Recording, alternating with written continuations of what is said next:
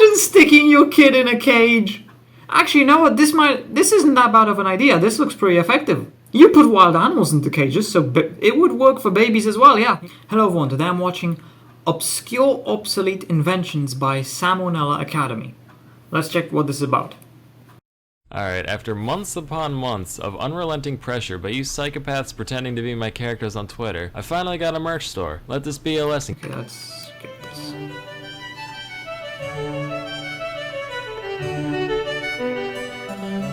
Hey kids, if I learned anything from my middle school career, it's that what may seem like a good idea initially will often be remembered only as a foolish mistake. Here's a few pieces of technology from yesterday.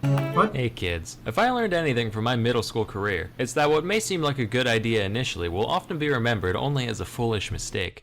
Oh yeah, I absolutely hate pretty much everything I did in elementary school, middle school. Yeah, I just look back at those years with regret. And I cringe really hard. A few pieces of technology from yesteryear that have since fallen into total obscurity. So I've always believed that there's no point in having many small things when you can have one big thing. Why have many shrimp when you can have one lobster? Why drink many glasses of milk when you can eat one udder? Why have many cheese-its when you can have one cheese-them? Patent pending. And why have many street lights when you can have one moonlight tower? These guys were real popular back in the 1880s and 90s, often standing at over 150 feet tall and illuminating several blocks from a... Yeah, I'd say regular streetlights are more effective than that, which is probably why this is obsolete. I mean, look at how, I mean, it's 150 feet. That's what, 50 meters? Almost 50 meters, maybe like 45. The amount of material you would need to build that, it wouldn't justify what you get from it.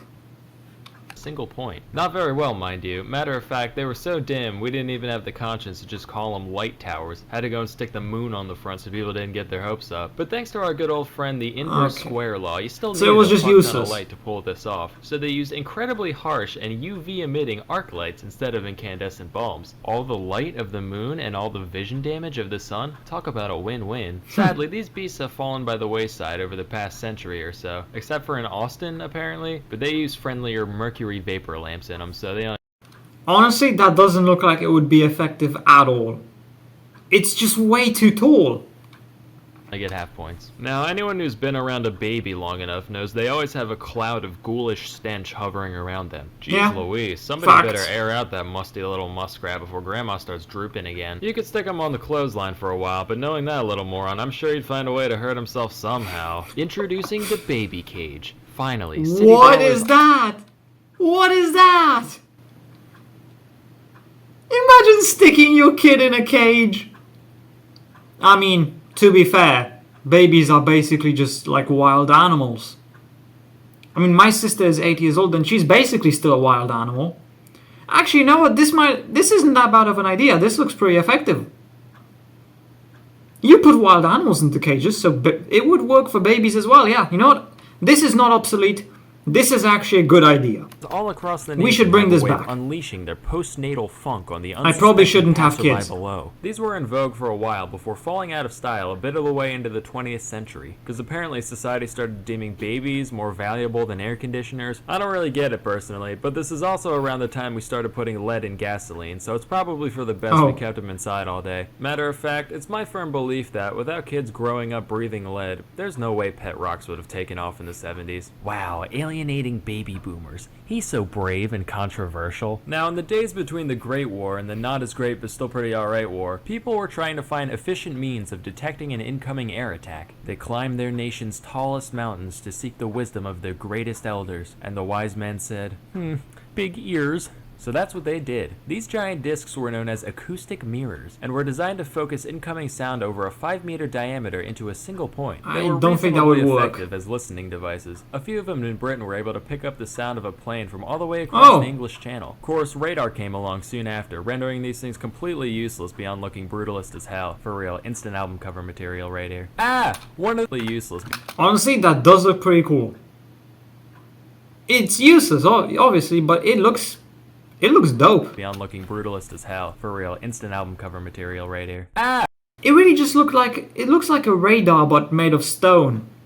One of the Pep Boys is pulling a Spanish Inquisition on this poor wayward harlot. Huh. Just kidding. Despite the fact that this looks so very, very much like a state-of-the-art instrument of torture, it's actually just a beauty micrometer. Think those shoe size measure things in Foot Locker, only instead of one primitive measurement, it records the entire topology of your face and skull at once. With this data, a trained cosmetologist would be able to pinpoint exactly what features of your head should be enhanced and reduced with makeup in order to achieve a maximum calculated attractiveness after you've paid for their services. Clearly this device must have been effective. After all, beauty is entirely objective. What, eye of the beholder? Check the name tag, buddy. Apparently, though, women didn't like being strapped into a birdcage and having their every minute flaw meticulously laid out in front of them. Really? Damn. I can't imagine. Seems like a great time to me. But this thing never really took off in the end. Next, we have the Humlauf. This was a device made during World War II designed Der Krummlauf. to let infantry shoot around corners. It's like the Germans sat down and watched that part in Tom and Jerry where the conniving rat throws the gun barrel back at his adversary. They said, it wouldn't they work. Gave a variety of angles between 30 and 90 degrees, and it even came with a little periscope so you could see. You know how you could make this work? Just take your gun, point it around the corner without sticking your head out, and just shoot randomly until you hit something.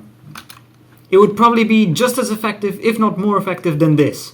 What you were shooting at. But as we all come to find out when we reach adolescence, cartoons are the arbiters of deceit, because these things would invariably break within the first couple hundred shots or so. And even when they did work, the rounds would fucking explode from the massive acceleration, turning a deadly bullet into an ineffectual spray of shrapnel. These were so ineffective that only the 30-degree model ever saw significant production beyond prototypes, and even that was very limited. Say, you ever look at regular mousetraps and go, not enough property damage? Well, check this out. Patented in 1882, it's the revolver mousetrap. Brought to you by the makers of the Snail Trebuchet and the Cockroach Claymore. Thanks to the Marvel. There's no way those are real. Brought to you by the makers of the Snail Trebuchet and the Cockroach Claymore. I need to check these out. Okay, so I don't think the Snail Trebuchet is actually a real thing. And yeah, okay, the Cockroach Claymore is also not a real thing. Good. Claymore. Thanks to the Marvels. I mean, honestly, it seems believable. They made a mousetrap with a revolver. So that's what it looked like. Of the modern era, all those tiresome hours of intense varmint slang can be outsourced to one little gadget on the floor of your kid's playroom. Now when you hear a gunshot in the middle of the night, you can rest easy knowing that, one way or the other, there's one less pest for you to deal with in the morning. Boom. Oh, no! 1850. Steam locomotives are all the rage. You're in the transport business, but all you can afford is a couple dumb horses. Sure, they move things from point A to point B almost as well at a fraction of the cost, but your cool rail-riding friends called you a whack-ass and it really hurt your feelers. Well, have we got the invention for you? The Impulsoria uses an ingenious system of treadmills to turn that horse to be beckoned into a force to be reckoned. So he's got, how much is that, 4 horsepower? With. Sure, it's expensive as hell to make and limits your services entirely to railroads, but just look at it. Instant pussymobile. Slap some rims and a spoiler on that, you're laughing. This machine is recorded at having a maximum output of 2 to 4 horsepower, which sounds about right, and it didn't see much use outside a couple exhibitions. Now, if there's one hobby that people in the past enjoyed, it's smoking. Whoo boy did they like smoking. And with every great wholesome activity comes a million novelty items to go along with it. Everyone's seen the long cigarette, but how about the really long cigarette? Want to smoke? What's even the point? Here you go. Going snorkeling. Hey, you know what's more important than oxygen? Nicotine. But hey, want to know the only thing better than a cigarette? 2 cigarettes. You know what? Fuck it. Have the whole pack. You earned it. Why? If you're trying to cut back, you can always share with 2 cigarettes. You know what? Fuck it. Have. This is... I mean... What? Why would you smoke multiple at once? That's just gonna make you spend more money on more cigarettes because you're gonna run out faster. This probably gives you the same... I don't know what you get from smoking. This probably gives you the same thing as smoking 1 at a time. Have the whole pack. You earned it. Of course, if you're trying to cut back, you can always share with a friend. Aw, how heartburning. But you know it's even more fun than addiction. High-quality documentaries. That's why you should check out Curiosity Stream. Yeah, that was just a lot of stupid shit, with the exception of the baby cage, which I personally believe we should bring back, because that actually seemed really good. Seemed like a good idea. Well, I guess you could just buy an animal cage and put a baby in it. I'm obviously joking, but I know there's going to be some people stupid enough to think I'm being serious, so I just want to state that was just a joke. Yeah, that's it. Discord link is down in the description below. Like, subscribe, comment, the usual stuff.